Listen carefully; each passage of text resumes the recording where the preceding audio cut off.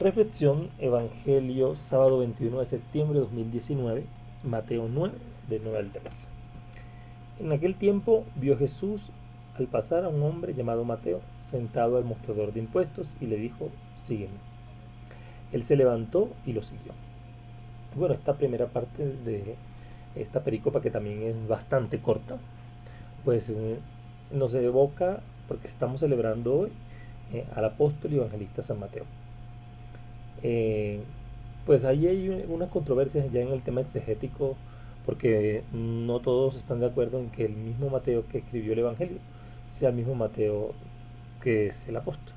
Pero bueno, eso es lo de menos. Pero sí, lo importante y lo fundamental es que Jesús eh, vio, y ese vio, eso que en griego dice Juan, jorao. Sí, el modo como Jesús lo ve no es un modo común y corriente, es un modo que realmente implica una mirada especial, una mirada de salvación, como una mirada que Jesús coloca sobre nuestras vidas. Dice que vio Jesús al pasar a un hombre llamado Mateo. En las otras versiones dice llamado Leví. Y Mateo significa eh, don de Dios, regalo de Dios. Entonces es importante tener ese detalle allí. Dice que estaba sentado al mostrador de los impuestos. ¿Qué nos indica esto? Que Mateo era publicano, es decir, cobraba impuestos para Roma.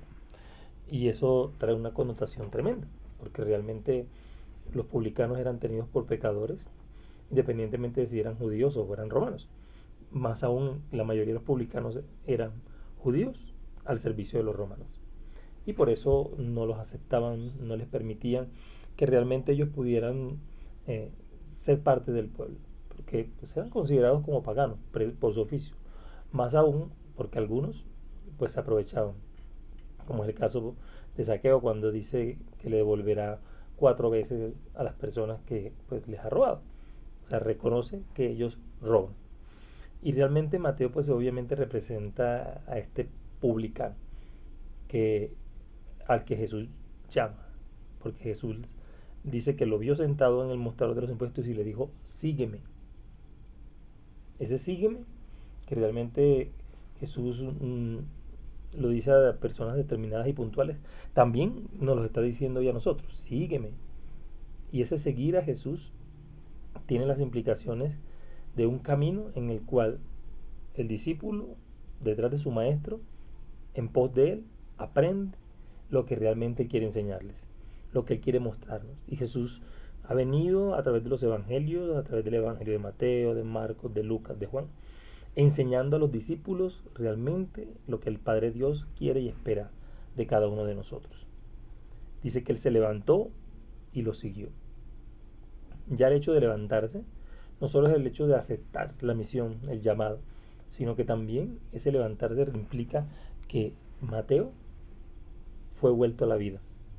Siempre que ustedes escuchen el verbo levantarse en las Sagradas Escrituras, en el Nuevo Testamento, estamos hablando de la resurrección, estamos hablando de una primicia de la resurrección, porque la resurrección coloca a Cristo de pie. O sea, después de estar sobre la tumba, se levanta. Y entonces así somos levantados todos aquellos que hemos decidido realmente vivir como discípulos, aprendiendo de cada una de las enseñanzas que Jesús nos lleva. Bueno, ojo que aquí quiero hacer no es el tema de hacer algo jocoso, pero no es los levantados de aquellos que no teniendo nada y algún día empezando a tener, ya se creen más que los demás. Ojo con eso. Este levantarse es hacerse una nueva criatura, un nuevo hijo de Dios. Y dice que estando en la casa de Mateo, muchos publicanos y pecadores que habían acudido se sentaron con Jesús y sus discípulos. Los fariseos, al verlo, preguntaron a los discípulos: ¿cómo es que vuestro maestro come con publicanos y pecadores?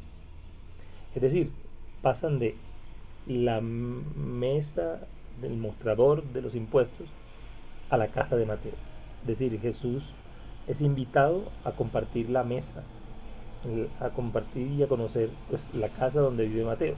Este hombre que antes se dedicaba, hace un tiempo se dedicaba a cobrar los impuestos para Roma, ahora Ha decidido abrir su casa, que podríamos decir es su corazón, su existencia, su alma, para que Jesús entre en ella. ¿Cuántos de nosotros lo hemos hecho de verdad? Le hemos abierto totalmente las puertas. Además porque Jesús nos ha invitado a seguirle. Nos ha invitado a comprometernos con ese llevar el anuncio del reino de la misma manera en que Él lo hace. Y eso implica toda una preparación, un seguimiento, un aprendizaje. Y además de eso, porque al abrir la puerta de nuestra vida a Jesús para que Él entre, cene con nosotros, para que Él more en nuestro interior, para que se forme en nuestro corazón, eso implica todo un cambio de vida. Toda persona que decida aceptar a Cristo como Señor y Salvador, pues su vida va a cambiar. Todo va a ser transformado, renovado. Y está Jesús en la casa de Mateo y a la mesa. Es decir, en torno siempre a la comida, y la comida no solo en el tema de lo que me gusta, de lo que llenan, sino es que es en torno a lo que nosotros diariamente compartimos. Dice que se sentaron con Jesús, que muchos publicanos y pecadores que habían acudido, que normalmente asistían a esas invitaciones que Mateo hacía cuando era recaudador de impuestos, ahora se, sienta, se sientan con Jesús y sus discípulos, porque Jesús no los rechaza. Jesús no rechaza a nadie. Y eso es una de las cosas que a los fariseos les da rabia. Porque Jesús se junta con los pecadores, con los publicanos. Y realmente, por eso yo hacen esta pregunta. ¿Cómo es que vuestro maestro? Porque es que ya Jesús se hace impuro. Y volvemos otra vez a tener el tema de la impureza, del ritual, y el hecho de que Jesús entra a cenar con ellos. Jesús se hace impuro, y se ha hecho impuro de muchas maneras a los ojos de los fariseos, para mostrar realmente que Dios no hace acepción de personas y que Dios se dirige a todos, especialmente a aquellos que lo necesitan. Los fariseos se creían muy buenos, y ese es el gran pecado de ellos, creerse tan buenos que no necesitan de Dios, y determinar quién sí y quién no necesita de Dios. Y ojo que nosotros no podemos caer en esas. A veces lo hacemos. A veces nosotros juzgamos, decidimos quién entra, quién sale, quién hace, quién no hace. Jesús los oye y dice: no tienen necesidad de médicos los sanos, sino los enfermos. Andad, aprended lo que significa misericordia quiero y no sacrificios, que no he venido a llamar a los justos, sino a los pecadores. Jesús está allí. Es decir, estos fariseos le hacen la pregunta a los discípulos de por qué come con publicanos y pecadores su maestro. Jesús está allí y Jesús los escucha. Y Jesús por eso les responde inmediatamente: no tienen necesidad de médicos los sanos, sino los enfermos. Es decir, los pecadores, los que supuestamente están mal en la vida, son los que necesitan a Jesús. Ya que ellos se consideran tan buenos, Jesús no acude a ellos, acude por aquellos que aparentemente están perdidos y que ya pues no hay nada que hacer. Y Jesús dice: aprended lo que significa misericordia quiero. Ellos se quedaban en los ritos, en las purificaciones, en los sacrificios, pero no realmente en el reconocimiento de que en cada persona Dios Padre podía manifestarse. Bueno, menos porque además tampoco porque ellos no reconocían a Dios como Padre, no les costaba, a pesar de que Jesús les insistía y les enseñaba. La misericordia, recordemos, es ese sentir en las entrañas la miseria de los demás, sus dolores, sus tristezas, y Jesús lo hace. Por eso Jesús se acerca a ellos, a los enfermos, a los pecadores, a las prostitutas, a los publicanos.